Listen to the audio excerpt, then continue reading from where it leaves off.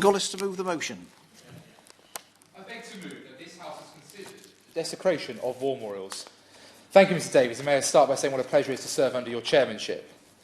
Every war memorial in every village, every town and every city across our country is sacred and serves to remind us of the immeasurable gratitude that we must afford to our armed forces, both past and present.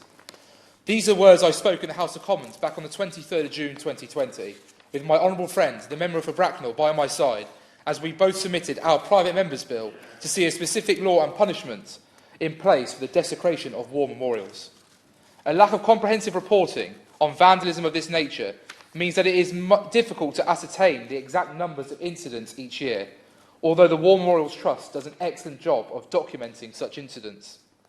My honourable friend, the member for Bracknell, and I came together after images were beamed across the nation of a hooligan standing upon the cenotaph, twice attempting to set alight the Union flag on the 7th of June 2020. Mr Sang has since pleaded guilty to attempted arson. For this he received a 2-year conditional discharge and a fine of £340. I'm sorry to say, Mr Davies, but the punishment simply does not fit the crime. It is a slap in the face to our brave and gallant men and women who gave their lives in the face of tyranny from not just the UK, but across the Commonwealth.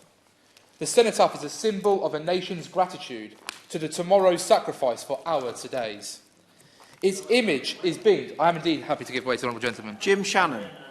I've seen his name down to participate in this. I was very keen to come along and support him, and I sought his permission to do so. Does the honourable gentleman not agree that the desecration of the Churchill Memorial in Parliament Square was disgraceful? Our sincere thanks must be given to that couple who took the time with water and soap to try and clean it as a mark of respect. And does he further agree that the message must be strong in this place today, but also from the legislation brought forward? If you vandalise, whatever your reason, you will be prosecuted, and should be prosecuted heavily and made to do community service, as well as any fine as well. Thank you. Jonathan Gullis. Very grateful to my honourable friend, and now delighted that he was a co-signatory on this private member's bill, and completely agree with him that what we saw with the Churchill statue was wrong beyond all measures. And I once, if I could only play the video of my honourable friend, the member for Ashfield, as he was standing outside of that Churchill statue, made it very clear that if it wasn't for Winston Churchill, there would be swastikas flying above this very building, and there would be a very different country that we would live in today. And so we owe Churchill a huge debt of gratitude for bringing together a nation and the Commonwealth and our allies in order to fight the tyranny and racism that we saw was faced from, sadly, those who ran Nazi Germany. Because its image, the cenotaph, is beamed in across our homes and around the world on Remembrance Sunday, with Her Majesty the Queen, her family, our political leaders, Commonwealth representatives, heads of faith communities and past and present armed forces personnel standing in silence to pay respect to the glorious dead.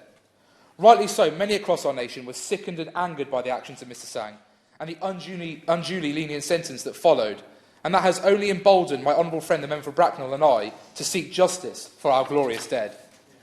We were shocked to learn that the law was severely lacking in this area. Although there is provision in existing legislation to hold criminals to account for damage to property, and offenders have been successfully prosecuted, relatively few are held to account for the severity of the aggravating circumstances that come with criminally damaging something as sacred to the nation as war memorials. My honourable friend from Bracknell and I's bill proposes the exemption of damage to war memorials from the £5,000 damages threshold required under the Criminal Damage Act 1971, the removal of a maximum fine in favour of an unlimited fine, and the establishment of a maximum custodial sentence of 10 years imprisonment. It is important to stress we are not calling for every offence to be met with 10 years imprisonment. We are enabling our judiciary to use their discretion over whether the offence is worthy of being moved to a Crown Court without the £5,000 threshold barrier blocking its way. Let us join our friends in Australia, the United States and Canada, and pay the respect that we owe to those who died in the freedom fight against tyranny. My honourable friend, the member for Bracknell, and I are very grateful to our right honourable friend, the member for Whittam, and the Lord Chancellor, the right honourable member for South Swindon, who have worked closely with us. We were delighted to see the intent from government for a specific law to be created in this area within the Sentencing Reform White Paper.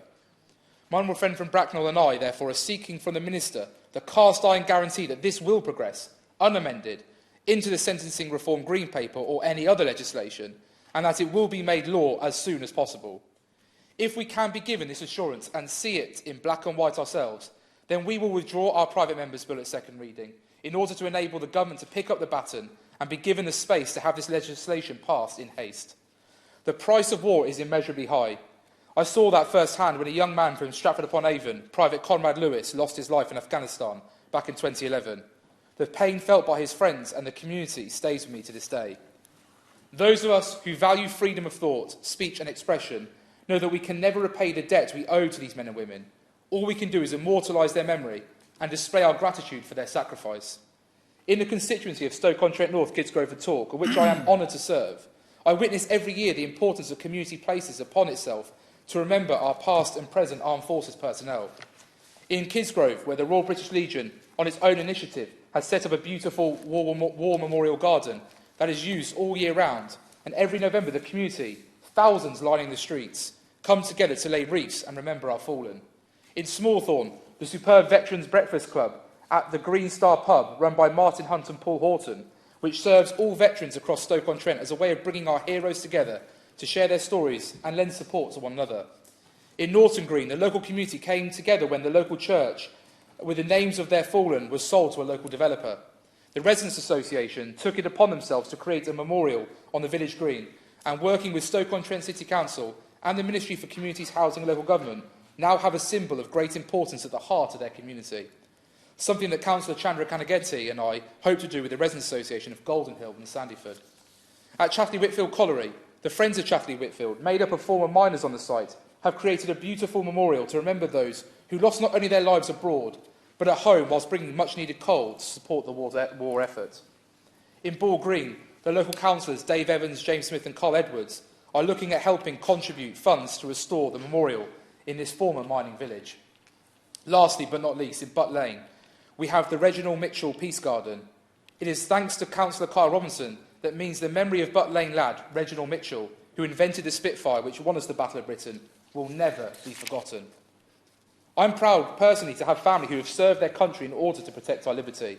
My great-great-uncle, Alan Gullis, who lives today, is a D-Day veteran, and my grandfather, Terence Gullis, served in the Royal Marines during the Suez Crisis. I remember growing up and sitting on my granddad's knee, listening to his tales about life in our armed forces, one day hoping to serve, but sadly unable to do so due to being deaf in my right ear. I also remember the exciting trips to the D-Day Story Museum in Portsmouth with my dad, Malcolm, and touring the D-Day beaches across France one summer. Damage and desecration of war memorials is not about the financial cost to repair them. It is about the harm done to a community and a nation that no monetary value can ever be put on. Memorials stand in great solemn eternal remembrance of the glorious dead.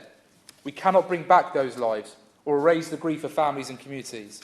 The very least we can do is ensure that memorials are adequately protected and punish those who would do them harm.